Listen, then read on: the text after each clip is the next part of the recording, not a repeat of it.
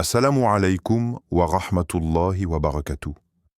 Avant d'aller plus loin, pose ton cœur ici et écoute, non pas avec les oreilles, mais avec l'âme. Si ce rappel t'aide à te rapprocher d'Allah, pense à t'abonner. Car parfois, un seul rappel peut changer toute une vie. Rajab est arrivé discrètement, sans bruit, sans agitation. Et pourtant, les anciens l'attendaient comme on attend une visite précieuse.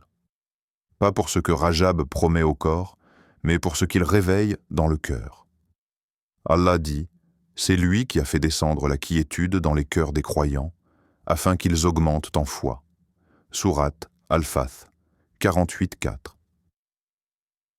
Rajab. C'est le mois où la quiétude commence à revenir. Pourquoi les anciens respectaient de Rajab avant même de jeûner? Les anciens n'étaient pas pressés de parler. Ils étaient pressés de se purifier. Pour eux, Rajab n'était pas un mois comme les autres.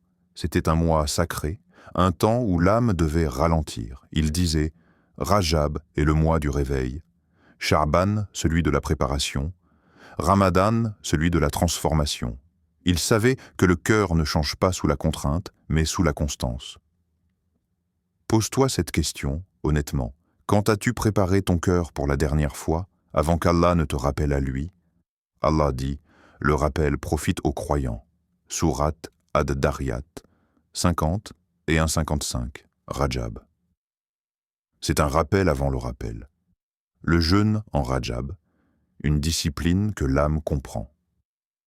Les anciens aimaient d'y jeûner en Rajab, non pas parce que c'était une obligation, mais parce que l'âme s'adoucit quand elle obéit sans y être forcée. Le jeûne volontaire est différent. Il n'y a pas de pression, pas de regard. Seulement Allah et toi. Le prophète Muhammad, paix et salut sur lui, jeûnait abondamment en dehors de Ramadan, surtout durant les mois sacrés. D'Allah, rapporté dans un hadith qudsi, « Le jeûne m'appartient, et c'est moi qui en donne la récompense. » Alors imagine, un acte que tu fais en secret et qu'Allah prend personnellement, et si ton jeûne en Rajab était ce lien intime que ton cœur attendait, histoire d'un ancien, quand le jeûne devient un refuge, un homme pieux des premières générations fut interrogé, « Pourquoi jeûnes-tu autant en Rajab ?» Il répondit, « Parce que mon âme se rebelle le reste de l'année. Rajab est le mois où je la ramène vers Allah. » Quelle sagesse! Aujourd'hui, nos âmes sont fatiguées, surchargées, distraites.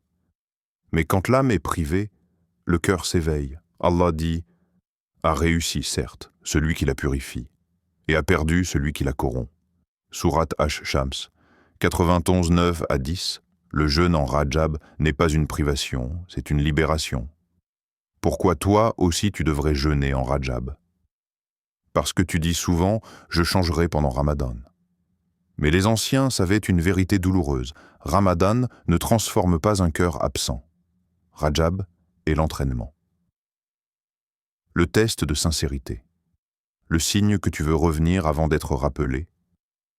Allah dit « Et revenez tous vers Allah, aux croyants, afin que vous réussissiez. » Sourate An-Nur, 24-31. Pas demain, pas plus tard, mais maintenant, même un jour, même une intention, même un effort fragile. Et si Allah attendait simplement que tu fasses le premier pas, Rajab n'est pas un mois oublié, c'est un mois choisi. Rajab n'est pas pour les savants uniquement. Il est pour les cœurs fatigués. Pour ceux qui veulent revenir sans savoir comment, Allah dit, ô mes serviteurs qui avez commis des excès contre vous-mêmes, ne désespérez pas de la miséricorde d'Allah.